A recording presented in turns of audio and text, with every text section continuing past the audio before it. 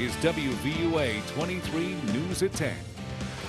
2 months ago today, an EF2 tornado ripped through Pickens County, leaving many people homeless. Good evening, I'm Jabari Pruitt. The SAPPS community is still picking up the pieces. In tonight's top story, WVUA 23's Yasmin Panetta was in Pickens County. She joins us now live with more. Yes. Jabari, residents in the SAPPS community are still feeling the aftermath of the tornado 2 months later, but they say they do see an end in sight.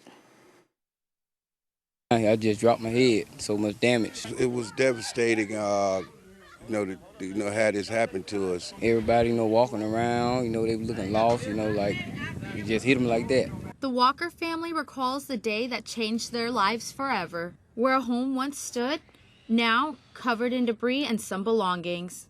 The SAPPS area is a small but close community, which made this harder on Derek Hood and his family. My uncle got a couple windows knocked out of his house. And I had another uncle over here, lost his trailer, and I had my auntie down the road and my auntie over here. They got a little damage on their houses. But the help they have received has been overwhelming. We had a couple churches, Tabernacle Baptist Church, and come down here to help with labor, a little cleanup. Different folks, volunteers. They done came up to the SAPPS Community Center and, cooking food and things like that. Through all of this, the family as well as the community keep a positive outlook and are helping each other get through this together. It takes a little time because we have to get through this because it's not an easy process, so if we can just keep the faith in everything that we're doing here, everything should fall right in place. The family actually sees recovery sooner than later. In your opinion, how long do you think it's going to take till everything's back to normal? 6 months. 6 months. That's fast, ain't it? I say like maybe 7 months, I say. The Walker family will appreciate any form of donations to the SAPPS community. Reporting live in the studio, Yasmin Pineda, WVUA 23 News. All right, yes, thank you. We're turning our attention now to the weather. Reggie Rokes is here with the first look at that forecast. Reggie, good evening. Thanks, Jabari. Well, today was a really nice day today. Lots of sunshine. Temperatures a little bit cooler. Taking a look at today's highs, Tuscaloosa 66, Birmingham 65, moving further north towards Haleyville at 62, though heading further south, Montgomery at 70. So temperature is hovering anywhere between those lower and upper 60s across central Alabama. Taking a look out right now, most areas in those lower 50s, a few dipping into the upper 40s. Taking a look at tomorrow, temperatures are once again going to be very nice, a little bit warmer, and clouds are going to be out, so it's going to be a very nice day to get out there. Jabari? All right, Reggie, thank you. Well, it's back to work on Tuesday for Alabama lawmakers. They will have some major decisions in the final weeks of the session.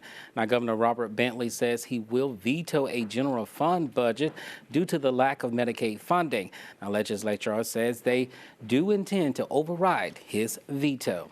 And court documents show a Pickens Academy teacher had sex 6 times with a female student.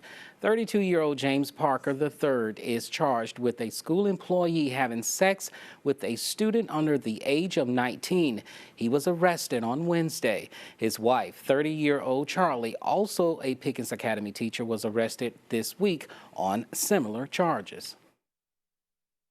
The law is Alabama Statute 13A 681 that says a school employee of any kind, teacher or not, having sex with anyone, a student that's under age 19.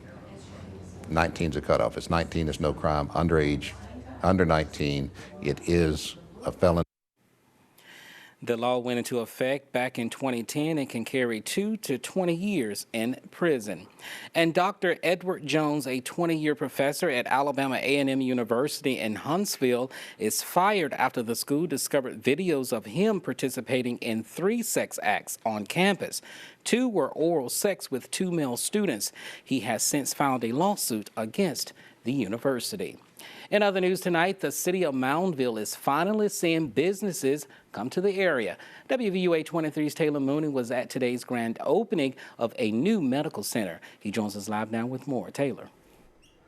Jabari, taxpayers in Moundville have been paying a tax in HALE County to have a medical facility in Greensboro since 1963, but now they have their own.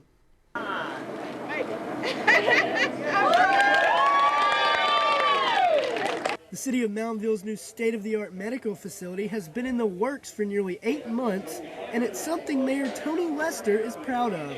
And we have a great facility here. I'm really happy with the developer, Mr. Clyde Fields, the job he's done with the HALE County Hospital, their efforts and confidence and faith in the city of Moundville to be able to support this and the things that it will bring to the city as far as convenient health care. The facility will hire doctors, nurses, and nursing assistants, and a nurse practitioner. There are currently 6 exam rooms, but the 5,000 square foot building still has enough room to add 6 additional rooms. The HALE County Healthcare Authority says they're excited for the long-awaited project. Yes, we are very pleased with the turnout, and I'm so excited for the city of Moundville and Northern HALE County and for the Healthcare Authority to be able to grow and expand our services to all of our citizens. Moundville resident Jerry McCory has been waiting on a medical facility like this for nearly 40 years.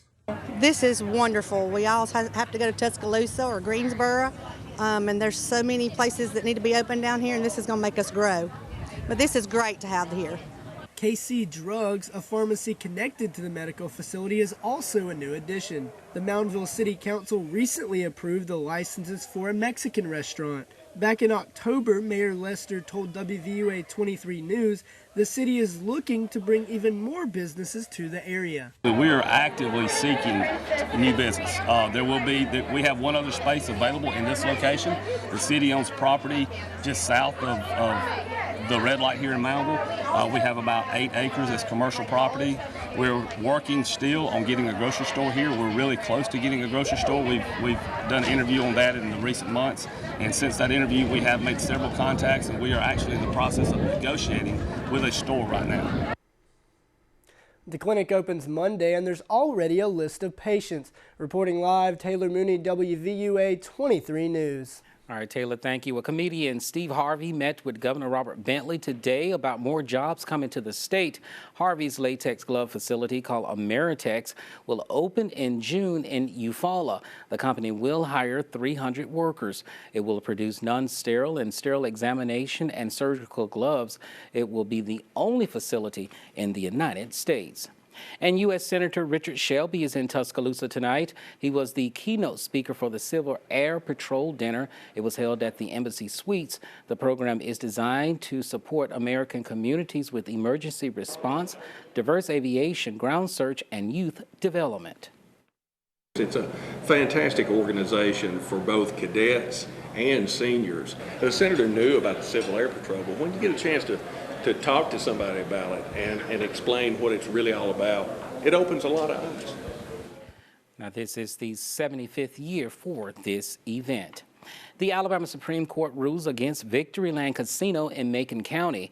They say electronic gambling machines seized there back in 2013 are illegal. The court say electronic bingo machines were not what was intended by state laws allowing card and paper type bingo games. And on a lighter note tonight, a Tuscaloosa couple is trying to help the homeless. WVUA 23's Justina Benoob has more from their first meeting. Jennifer and Patrick Champion noticed a need for homeless shelters in their community, so they came up with the refuge. We've seen, 3 and 4 people having to live in the car because they have nowhere else to go. We felt very led. We knew that there was a need in our community. We do have the Salvation Army that is now opened up in Tuscaloosa, and we have a few smaller shelters throughout Tuscaloosa County.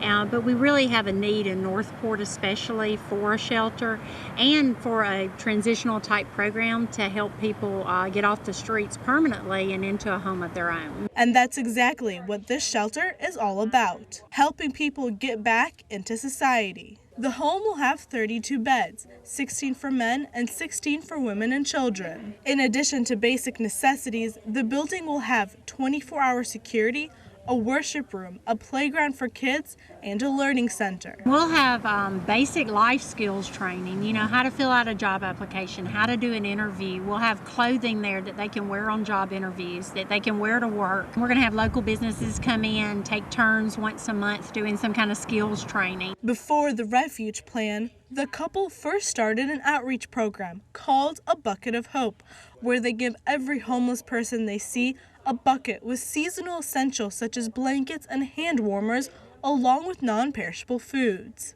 The bucket is topped off with the Word of God. It's the first thing they see when they open it. That's a ministry that we're using right now to reach out to the people that are homeless. Just got to remember, that any of us can be in this boat. In Tuscaloosa, Justina Benoob, WVUA 23 News. And for more information on both of these programs, you can visit hopeisnotlost.net. And the Northport Police Department is giving residents a chance to sit down with them and discuss anything they want. The Coffee with a Cop event will be from 6 a.m. until 9 a.m. Tuesday at Chick-fil-A in Northport.